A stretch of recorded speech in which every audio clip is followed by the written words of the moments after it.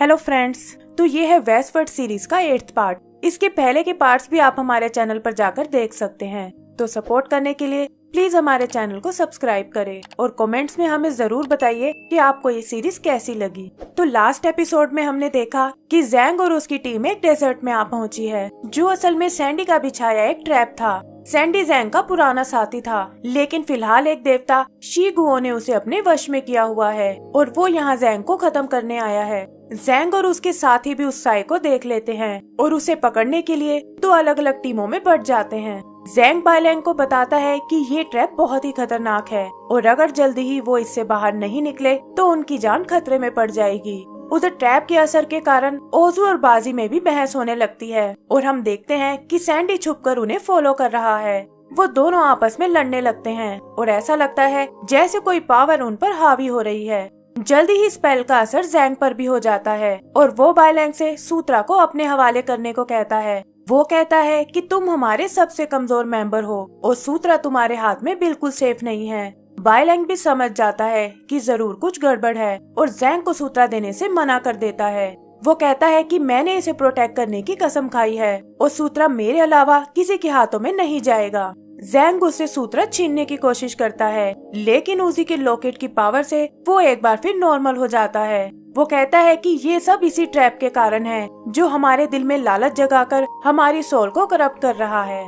बाइलैंग का दिल साफ होने की वजह से उस पर इस स्पेल का कोई असर नहीं होता और तभी वो सामने सैंडी को देखते हैं। जैंग उसे पहचान जाता है, लेकिन सैंडी कहता है कि वो यहाँ शी गुओ का मिशन पूरा करने आया है। फिर वो उन पर हमला करता है, लेकिन बाइलैंग बीच में आकर उसे रोक लेता है। वो सैंडी को पकड़ने की कोशिश करता है, लेकिन देखता है कि वो खुद को रेत में बदल सकता है। जैंग सैंडी को समझाता है कि मैं तुम्हारा पुराना साथी हूँ, लेकिन सैंडी उसे पहचानने से मना कर देता है और उसे मारने आगे बढ़ता है। तभी बाइलैंग एक बार फिर बीच में आ जाता है और जैंग से पूछता है कि क्या सैंडी अब हमारा दुश्मन है। जैंग उसे बताता है कि ये जरूर किसी के वश में है और बाइलैंग को अपनी पूरी ताकत यूज करने को कहता है। सैंडी रेत से उन पर हमला करता है और जैंग कहता है कि मैं फिलहाल तुम्हारी कोई मदद नहीं कर पाऊंगा, क्योंकि प्रेयर बंद करते ही ट्रैप मेरे माइंड को कंट्रोल करने लगेगा।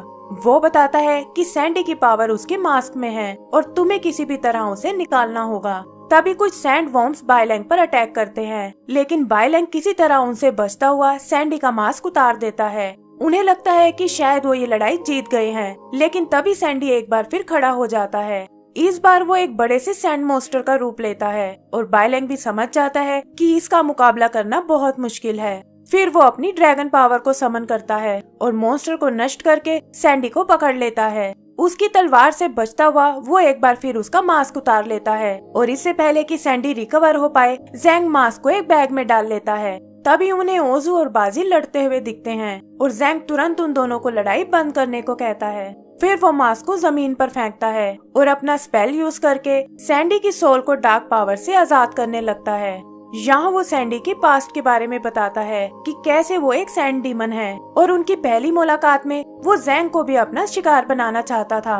तब जैंग ने उसकी अच्छाई को बाहर निकालकर उसे अपना स्टूडेंट बना लिया और पूरी जर्नी में उसने उनकी बहुत मदद की थी। जैंग को पता है कि उसकी अच्छी सोल अंदर ही कहीं कैद है और वो उसे बाहर लाकर ही रहेगा। तभी शी गुओ खुद वहाँ आता है और बताता है कि सैंडी उसी के वश में है और जैंग इस स्पेल को आसानी से नहीं तोड़ पाएगा। बाजी जो हेवन में शी गुओ से मिल चुका था उसे पहचान जाता है और बताता है कि ये डाई शीटियान के जनरल्स में से एक है। शी गुओ उनसे सूत्रा को वापस लौटाने को कहता है और हम देखते हैं कि साथ में वो अपने कुछ स्टूडेंट्स को भी लाया है। फिर वो अपने स्टूडेंट्स को उन पर अटैक करने को बोलता है और जहाँ एक तरफ जैंग अपने स्पेल को कंटिन्यू करता है, वहीं उसके साथ ही उन डीमन से भिड़ जाते हैं। ओजू अपनी ड्रैगन पावर से, बाजी अपने आयरन रेक से और बाइलैंग अपनी वुल्फ और ड्रैगन पावर से उनका मुकाबला करने लगते हैं और शी गुओ के स्टूडेंट भी उनकी पावर देखकर बहुत हैरान होते हैं।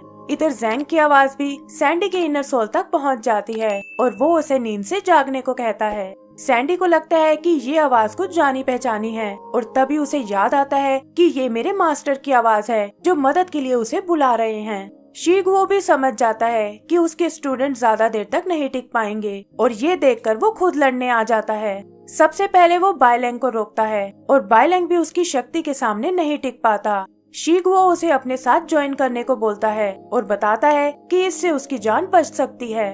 तभी ओजू अपनी लाइटनिंग पावर का यूज करता है, लेकिन वो भी शीगुओ का कुछ नहीं बिगाड़ पाती और वो ओजू को पकड़ लेता है। बाजी उस पर पीछे से हमला करने की सोचता है, लेकिन शीगुओ उसे पकड़कर दूर उछाल देता है। उसे पता है कि ये लोग जल्दी से हार नहीं मानेंगे और उनका कॉन्फिडेंस तोड़ने के लिए वो जैंग पर अटैक करता है। अचानक हुए इस हमले से जैंग दूर जा गिरता है और स्पेल के हटते ही सैंडी भी जिंदा हो जाता है। वो शीगुओ से पूछता है कि अब मुझे क्या करना चाहिए और वो उसे अपना मिशन पूरा करने को बोलता है। सैंडी ये सुनकर जैंग पर हमला करता है और अपनी तलवार से उसे मार डालता है। शीगुओ के बाकी स्टूडेंट्स भी मौका देखकर लड़ाई में शामिल हो जाते हैं और बाजी ओजो और बाइलेंग को पकड़ लेते हैं। सैंडी जैंग की बॉडी को शीगुओ के पास लाता है और कहता है कि अब उसका मिशन पूरा हो चुका है। बाजी इसका बदला लेने की कसम खाता है, लेकिन शीगुओ कहता है कि इस हालत का जिम्मेदार जैंग खुद है। तभी वो देखता है कि जैंग की बॉडी रेत में बदल रही है और वो समझ जाता है कि सैंडी ने उसे धोखा दिया है। सैंडी अपनी तलवार से उस पर हमला करता है और कहता है कि मेरी यादें वापस आ चुकी हैं और जैंग ही मेरा असली मास्टर है।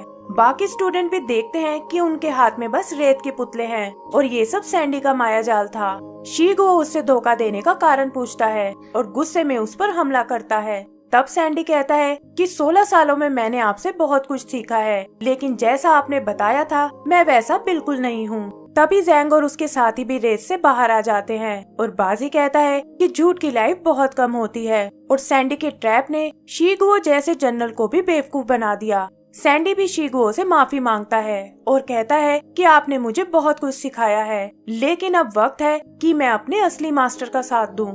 यहाँ एक फ्लैशबैक में हमें सैंडी की स्टोरी बताई जाती है कि कैसे मंकी किंग के बगावत करने के बाद गुआन ने बाजी के दांत तोड़ दिए थे और सैंडी की सारी मेमोरीज भी मिटा दी थी। तब शीगुओ ने उसे अपनी शरण में ले लिया और उसकी टीचिंग से सैंडी की असली सोल कहीं गुम हो गई। सैंडी जानता है कि शीगुओ आसानी से उनका पीछा नहीं छोड़ेगा और इसीलिए मजबूरी में वो उनसे लड़ने का फैसला करता है।